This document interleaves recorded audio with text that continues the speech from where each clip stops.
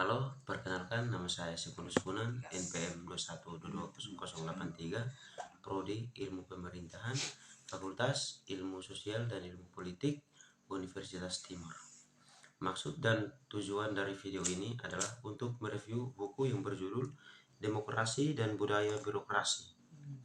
Buku ini diterbitkan oleh Erik Soth yang bekerja sama dengan Mata Bangsa dan dikarang oleh Kunto Wijoyo dan jumlah halaman 339 halaman yang terdiri atas 3 pembahasan.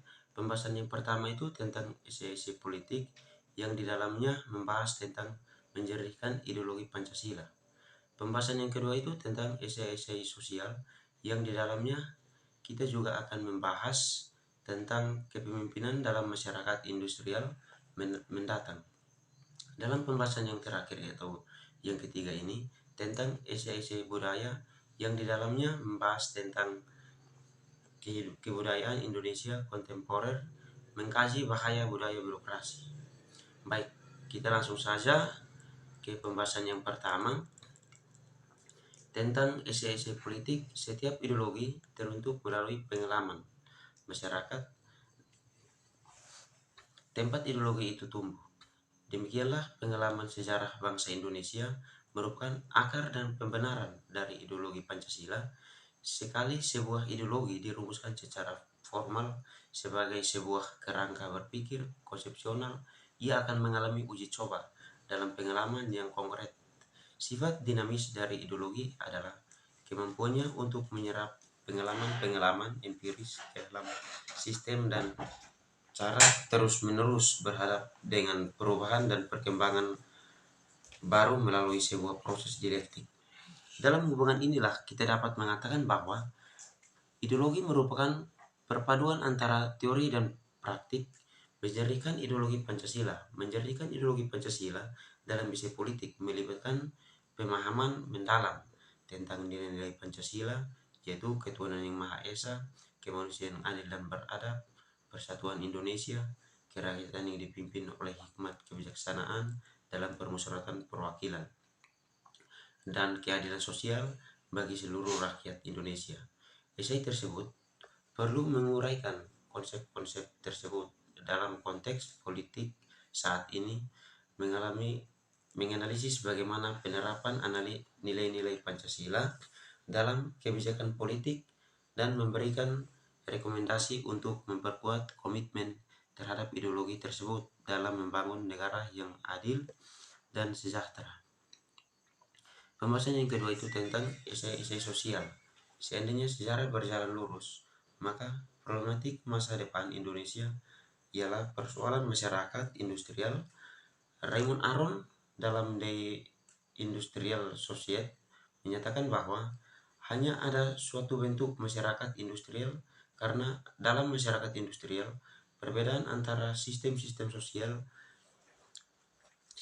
sosial sosialisme dan kapitalisme tidak lagi berarti. Jika pendapat ini benar, maka kita tidak perlu bersusah payah meramal apakah nanti masyarakat Indonesia menjadi sebuah sistem sosial kapitalisme, sosialisme, atau Pancasila. Apapun yang akan terjadi, keadaannya sama. Semua masyarakat industrial dengan ciri-ciri tersendiri. Industrial juga cenderung mengecilkan arti varian-varian lokal sehingga ciri-ciri masyarakat industrial menjadi lebih bersifat universal daripada etnik. Oleh karena itu, persoalan pokok dalam rekayasa masa depan ialah memahami ciri-ciri masyarakat industrial dalam membuat perhitungan untuk survival. Tanpa menguraikan secara rinci, tulisan ini dari awal mempunyai pendapat bahwa survival kita sebagai masyarakat beradab dalam konteks masyarakat industrial ditentukan oleh kemampuan kita untuk menumbuhkan sebuah etika yang rasional dan humanistik. Dari sinilah kita harus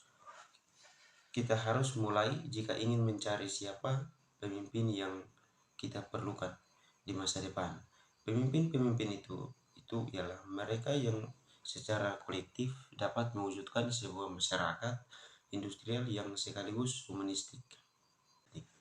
Kepemimpinan dalam masyarakat industrial mendatang akan menuntut pemimpin untuk memiliki keterampilan adaptasi terhadap perubahan teknologi dan dinamika pasar yang cepat. Isi-isi sosial tentang hal ini akan mengeksplorasi bagaimana kepemimpinan dalam mengintegrasikan nilai-nilai sosial, keberlanjutan, dan inovasi untuk menghadapi tantangan masa depan sambil tetap mempertahankan keseimbangan antara kepentingan individu, perusahaan, dan masyarakat secara keseluruhan. Pembahasan yang ketiga itu tentang esai-esai budaya. Pembangunan ekonomi dan kebudayaan dalam sejarah pemikiran di Indonesia. Soejarto termasuk orang pertama yang berbicara tentang kaitan antara pembangunan ekonomi dan kebudayaan 1954 sebelum masalah itu menjadi sangat populer di kalangan para ahli ilmu sosial pada tahun 1970-an. Setelah penelitian pertama dijalankan, kebudayaan Indonesia kontemporer merupakan perpaduan antara tradisi lokal dengan pengaruh global, mencerminkan dinamika sosial, politik, dan ekonomi saat ini. Dalam mengkaji bahaya budaya, birokratis terhadap isi-isi budaya biasanya mengacu pada dampak negatif dari birokrasi terhadap kreativitas dan kebebasan berekspresi yang dapat membatasi inovasi dan pengembangan budaya lokal. Isi-isi budaya seringkali menjadi wahana untuk mengekspresikan perbedaan, kritik, dan refleksi atas dinamika budaya, namun budaya birokratis dapat mempersempit ruang bagi penulis untuk mengeksplorasi tema-tema kontroversial atau mengemukakan pandangan yang berbeda. Ini bisa menghambat perkembangan budaya yang dinamis dan induktif. Sumber daya manusia adalah sebuah satuan yang lebih sempit, namun lebih mudah direkayasa daripada kebudayaan yang lebih luas dan banyak aspeknya. Tingkat terjangkau oleh sarana dan prasarana rekayasa. Kebudayaan dalam arti sistem makna, sistem pengetahuan, dan sistem simbol memang terlalu sulit direkayasa karena sifatnya yang abstrak dan mudah terpengaruh oleh variabel-variabel luar yang tidak terduga. Mengaitkan kebudayaan dengan pembangunan menjadi sebuah tema yang menarik, tetapi memerlukan tingkat toleransi yang tinggi mengenai ketepatannya. Meskipun demikian, tulisan ini akan berusaha menegaskan kembali posisi yang telah diambil Soejarto lebih dari 3,5 dasawarsa yang lalu, mengingat masalah itu rasanya semakin mendesak untuk dipikirkan pada waktu kita menghadapi pembangunan jangka panjang kedua. Sekian presentasi dari saya, mohon maaf bila ada kesalahan atau penjelasan kurang jelas. Terima kasih.